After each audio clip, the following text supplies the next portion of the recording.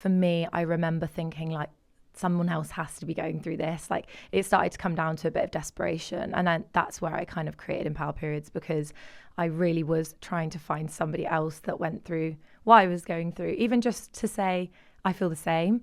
And that's all I was looking for. That's all it really started as, to build a small community of people that were maybe able to help each other. Hello, welcome back to another episode of The Health Review. I'm your host, Emily Rose Adams, and in today's episode, I'm thrilled to be joined by Victoria Causley, who's the founder of EmpowerPeriods, the go-to online big sister for all things period talk. Now, Victoria's on a mission to raise awareness, break the stigma, and build a supportive space where people can feel empowered to share their experiences. She also opens up about her own personal journey on this episode, living with painful and often debilitating periods and just being dismissed by doctors for 10 years. And together we talk about the toll that can take and the importance of validating women's health experiences. This is such an important discussion. I'm really grateful to Victoria for her honesty and for sharing her powerful vision for the future of period education and support. Please welcome Victoria to The Health Review. Victoria, thank you so much for coming on. I actually met you a few weeks ago. I saw you speaking on a panel for a wellness event.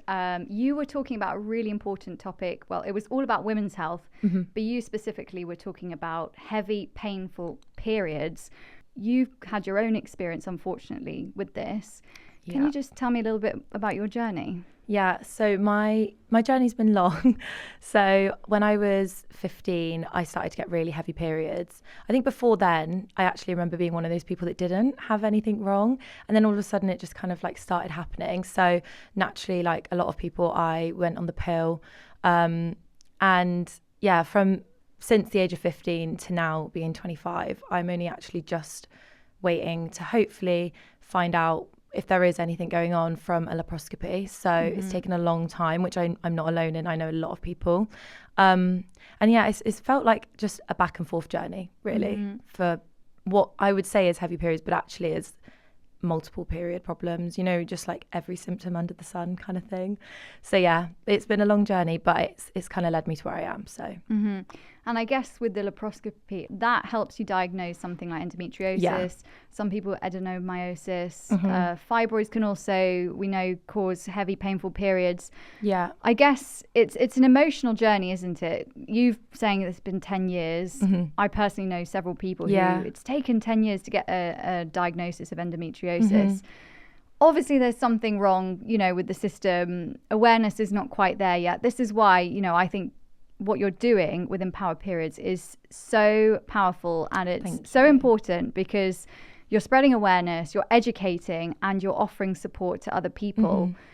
Your journey, you've been through a lot with this. Yeah. How bad has it got? Because I remember you spoke on this panel about your experience at university being particularly isolating and difficult. Yeah, I think university in my third year, there was a lot of external things as well. You know, we were in the pandemic and it wasn't the easiest time. And obviously in your third year at uni, it's quite difficult anyway.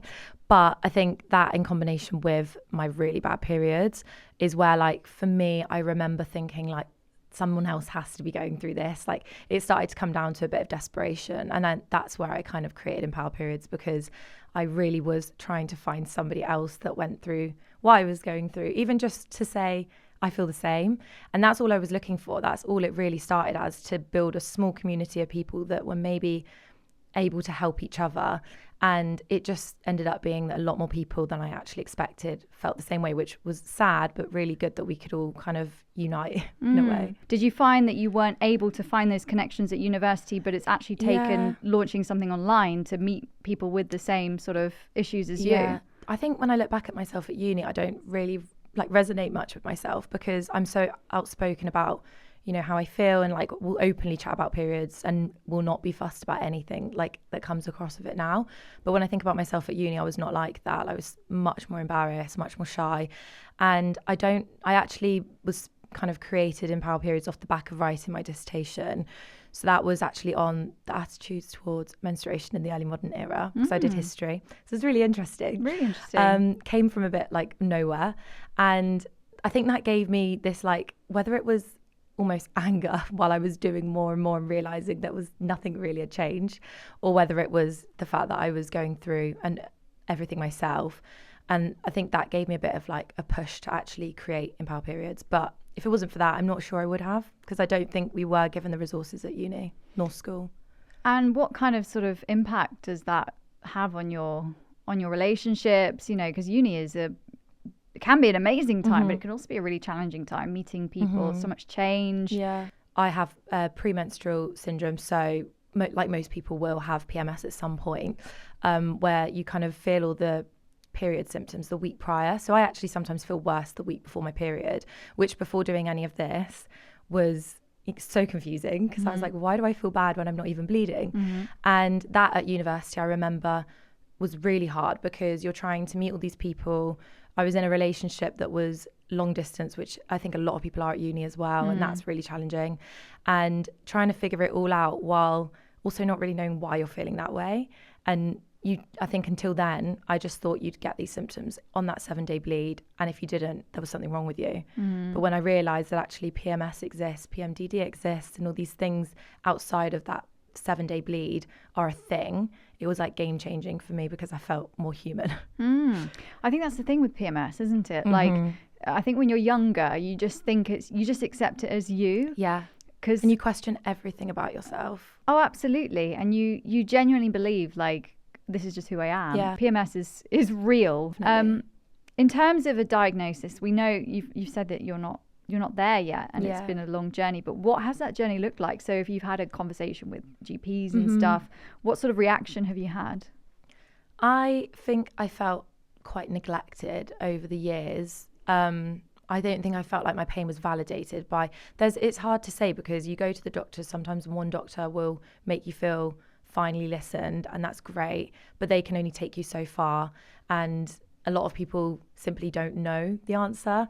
And you know, one of the doctors I had the other day or the other week said, like, we've just got no more tools left in the toolbox for you. And I was like, I understand, but that is not that's not going to make me feel better, you know, like that's just basically saying I've given up on you. So, you know, I am where I am now, hopefully, at least on the road to getting a bit more answered about my pain. But it's been a really long journey. And I think that's something that a lot of this community really resonate with.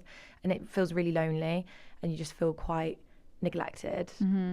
According to Endometriosis UK, around 1 in 10 women have it, but it actually feels like perhaps that number is higher. It's just people don't have the diagnosis yet. So a lot of people get diagnosed with IBS because some of the symptoms cross over, and you can get sort of problems with your stomach. There are so many things to contend with. What advice would you have for people? Yeah, that's actually something that I've had. So I've been diagnosed with IBS, and I'm almost certain that if I do have endometriosis, it would be somewhere along my bowels, because it's like clockwork that it gets bad every time I'm on my period. So, you know, that's been a huge thing for me. I've almost found a balance between how neglected I felt with my IBS symptoms as I have with my period pain over the years, because I've been back and forth for both so many times.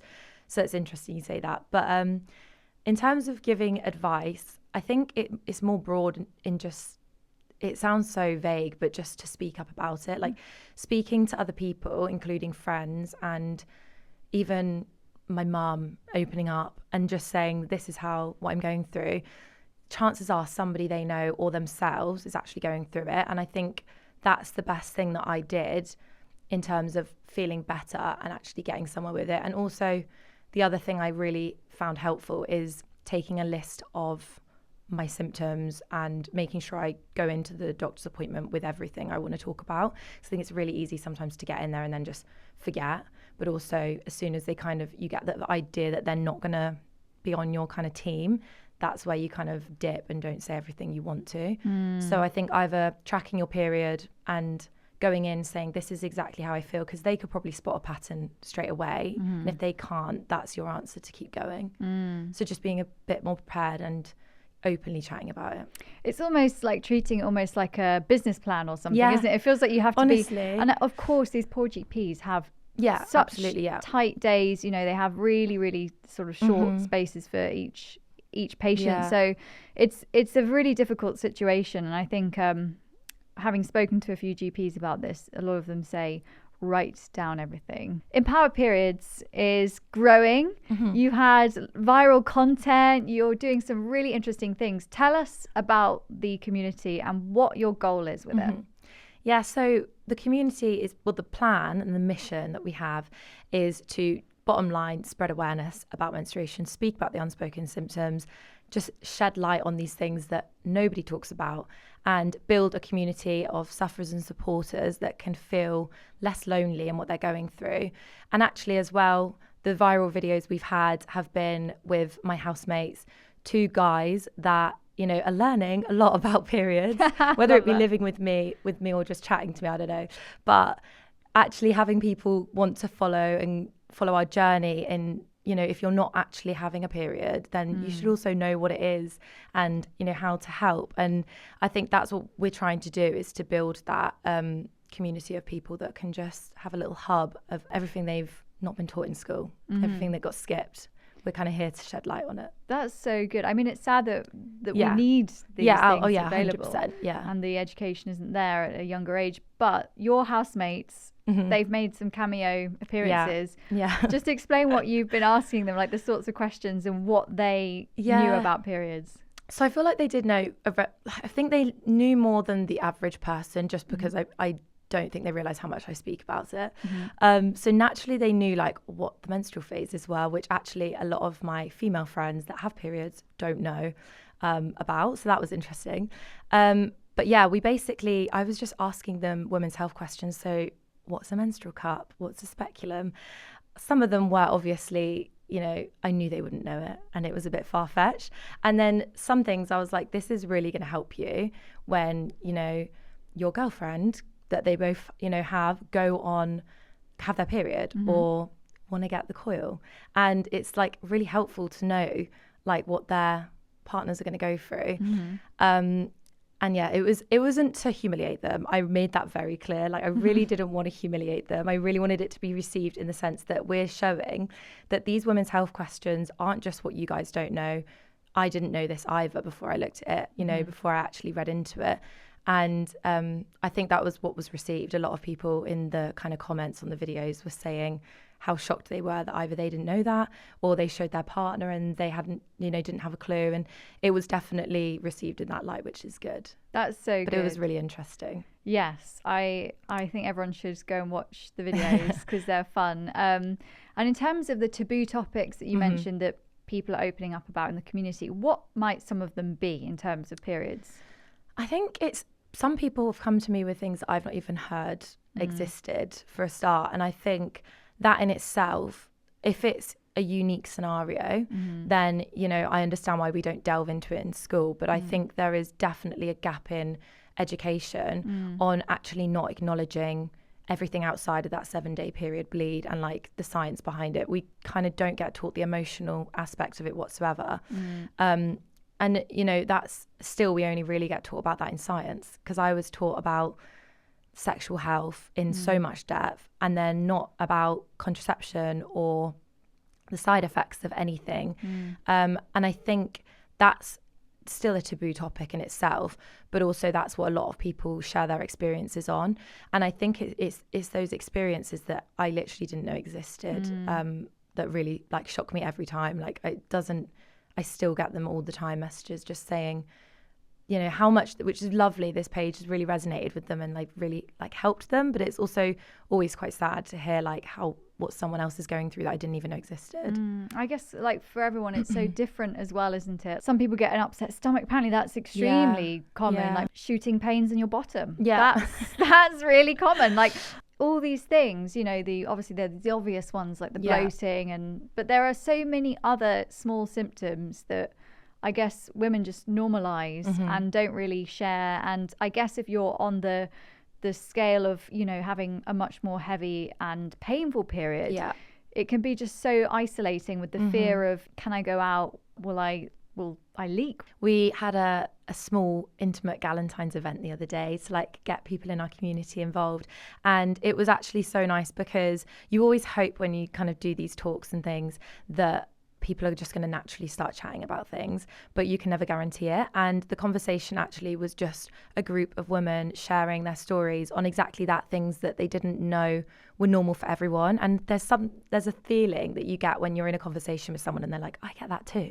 And it's like a relief. And we were chatting about all sorts, like how when, you know, I remember, and everyone on the table agreed, that when you're younger, you didn't really know whether discharge was normal. And how, like, if you're ovulating, you'll get more discharge. And that's like a whole new thing that I just did not know about, and no one really spoke about in school. So there's parts that aren't even, you know, your period. It's actually just like learning about what's normal in itself. And so have you been doing conversations, you've been speaking to school-age children about these topics? Yeah, so schools are a lot more challenging to get into. We have the goal to get speaking to children, because I believe that education is the root of the taboo. And if we can kind of speak to people that are, you know, vulnerable to taking on these stigmas, then, and speak about them in a really like careful way in exactly what we're trying to, you know, show, I think that will be really, really helpful. But we are speaking to universities a lot, and that's always going down really well, because obviously I really resonate with that audience, being that I know exactly how they feel. And so, yeah, a lot of university talks, a lot of workplace talks, which is really nice as well. And I'd love to be able to like scope out into menopause as well and be able to shed light on that. I think that's a future thing, but it's definitely something that's needed. Yeah, absolutely. So yeah, with the school children and university students, would you remove the men? The idea of having the boys around, you know, and say there was a Q&A and you wanted to ask, absolutely, yeah, is that discharge normal or whatever? I just think people won't. It's so difficult in that setting, isn't it, when you've got your peers and everyone's laughing at each other and you're just so afraid to kind of be vulnerable. Yeah, no, definitely. I have kind of plans to have, I think when children are younger and you're teaching them initially what a period is, that's important to have both genders, everyone involved, because for me, that's, if you kind of, I don't know what your situation was like, but when I was in school and I first heard about women's health, periods, whatever, they separated the boys, and then it created this secret idea that, you know, what did the girls talk about? What was that about? And then all of a sudden, you know, the girls are a bit embarrassed to talk about it. And it's just kind of this like rolling factor. And I think, you know, it would definitely be a challenge, and it would definitely be a situation that it would have to be like properly considered. But I think it's important to involve everyone in the first younger ages. And then as people get older, definitely there's just room for separation, because I think it's really important to me that everybody in the room feels like they can open up about their experience. And I know for myself, I probably wouldn't have done that if it was mixed. I just don't think I would have. So yeah, at the moment it's kind of voluntary. So typically anybody that's going through their period or has problems will come along to the university talks and the work talks. We are actually working on doing kind of bring your partner, bring your friends along off the back of the events. So hopefully cool. There'll be an opportunity to bring whoever along and everyone can learn. But I think it's just separating them into, you know, what the goal of them is. I remember, so when I was, when I found out about periods, I fully, when I was a child, was so horrified that I literally like fainted. No. Yes. Yeah, and I had sisters and everything. So like I shouldn't have been that surprised. It's just a shock. It can be such a difficult thing to come to terms with. And that's just finding out. And then when you actually go through it, you know, it can be quite a shock. And if you think about how many periods we have, it must be hundreds by the time we hit the menopause. Like it's such a big part of our lives. And as we've said, you know, it's just something that most of us don't really talk about. In terms of like myths or misconceptions, is there anything you'd like to use your platform to maybe talk about, things that people get wrong or misinformation? Yeah, I think so. When I speak to a lot of people in the community, or like in the women's health kind of, which is very big, but when I speak to anybody in that kind of area, everyone says obviously there is a lot of it's very saturated. There's a lot of people talking about it, which is great, and that's a really good thing that people are opening up and sharing. But I think there's definitely a lot of things that are out there that can become a little bit overstimulating and try this and do this. And, you know, and obviously I have my experience and I shed light on what I find helpful, which is an opinion, and I love it when other people do it, because I've tried other people's stuff that a doctor didn't show me because they didn't know, and it's really helped me. So it is a huge, like, amazing way of learning about that.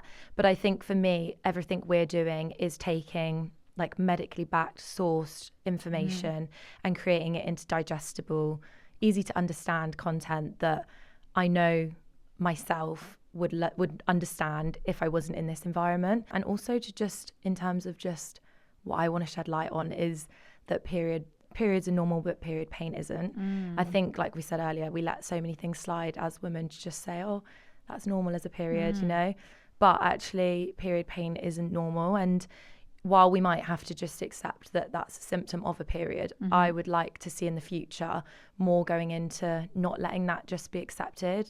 Why, if the majority of women are finding periods challenging, then why is more not going into it to, find a way to stop that? Absolutely. And I think, most of us just presume that pain, to some degree with periods is normal. Obviously, I think if you're on the more extreme end, something you've experienced, maybe you're like, okay, this isn't right. But I think most of us have just presumed, the cramping. But actually now you hear doctors saying, actually, light pain is okay, but actually you shouldn't be getting this, and it can be a sign that something's wrong or there's a hormonal issue. Something like fibroids, 2 in 3 women will develop fibroids at some point in their lives, which is crazy. In terms of your own lifestyle experience, do you have any things that, just from a personal, obviously not a doctor, but do you have any routines or things that have helped you? I've definitely been a victim of trying everything.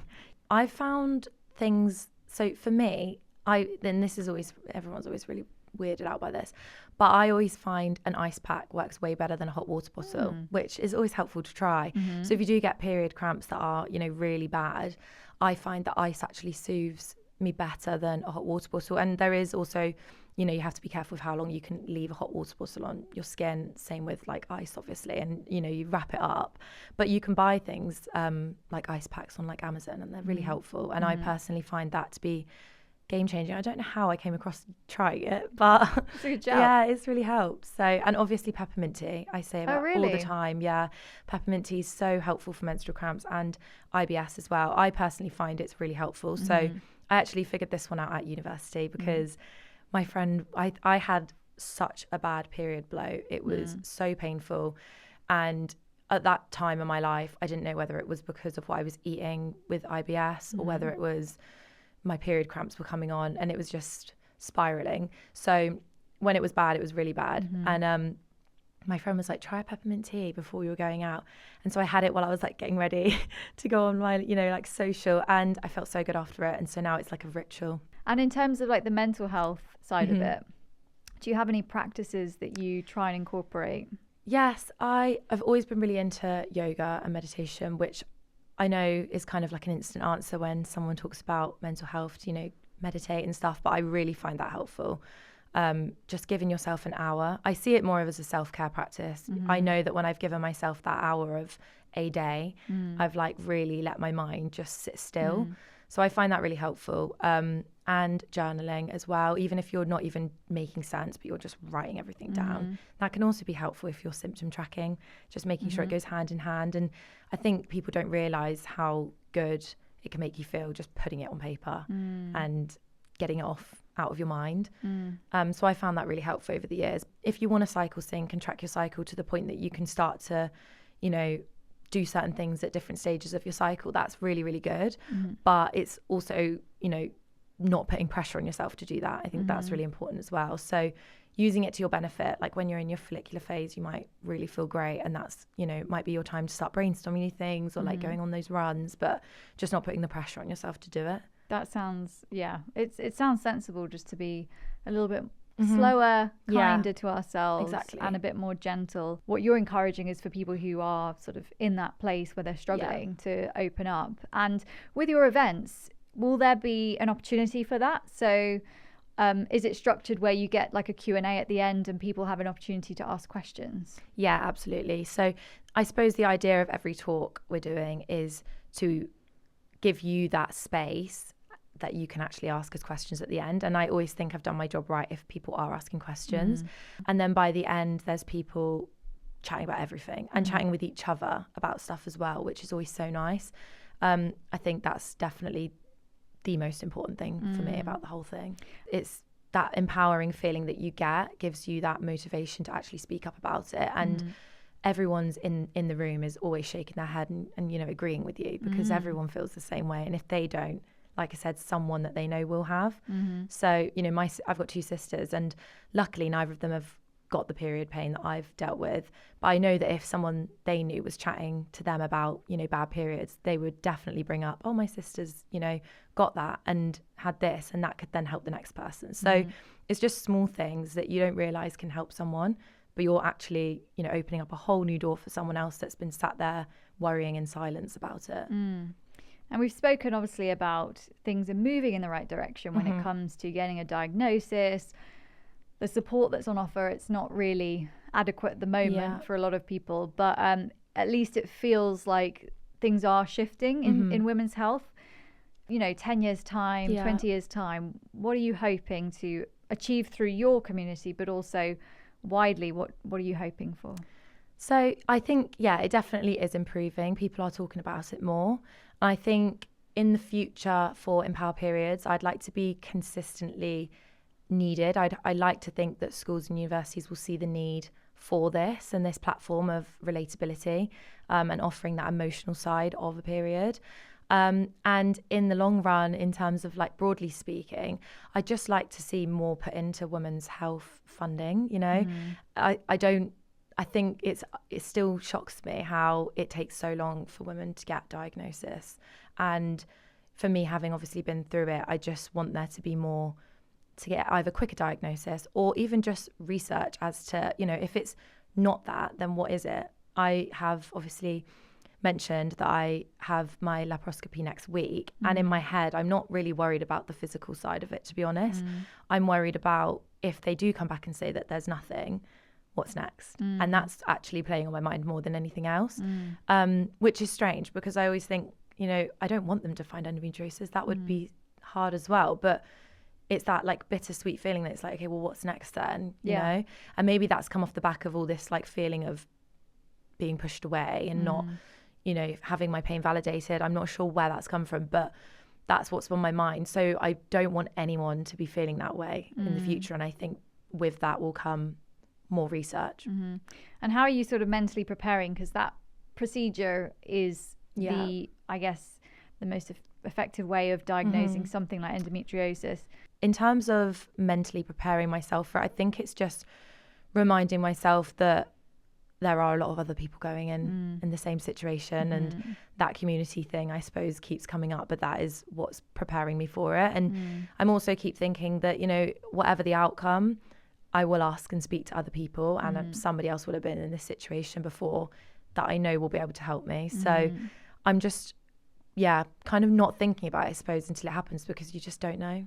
If it is endometriosis, the benefit is that they often remove it. Yes, exactly. And from I have several friends with it, and they've said, you know, for a long period of time after their symptoms are so much better. So fingers crossed you'll get the answers. Is that something that you will be sharing with your community as well? Do you think you'll be kind of opening up about that experience? Because there will be people in your community who've either had one of those surgeries or they're about to or waiting to. Definitely. I mean, don't get me wrong, it is the most personal thing I've or will have spoken about, for sure.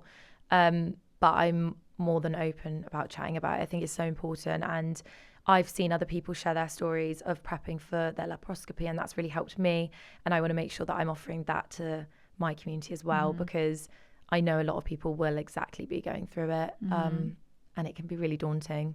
In terms of EmpowerPeriods, where can people find you? What sort of content can we expect to see in the coming weeks and months from you?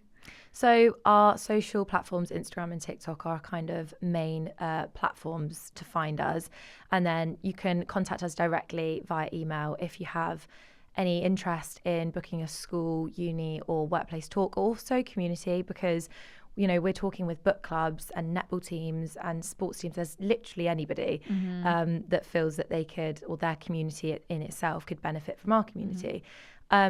So the next few months, we'll hopefully be doing more talks and sharing all of that. We've luckily, having just moved to London, got a lot more events coming up, which is really exciting. And so, I'm yeah, loving the event spaces, by the way. Like, I just feel like it's now in the health and wellness world, it's like the thing that's going on. Like the amount of amazing events out there. There's so much. For things like this, panels, networking. I met you there. Yeah. You know, I feel like it's a great opportunity to meet like-minded people and to be open about your health, which I guess is one of the main messages that you're sharing. Yeah, it's an opportunity to fill the room with empowering people that are open to chat about what they're going through and find someone else that's going through it as well. And from experience so far, that's exactly what happens. And so we just want to keep creating those spaces everywhere, basically. Best of luck for your surgery next week. Thank you so much. I can't wait to come to some of your events in the future and yes, come definitely along. Definitely. Thanks so much for coming on. Thank you.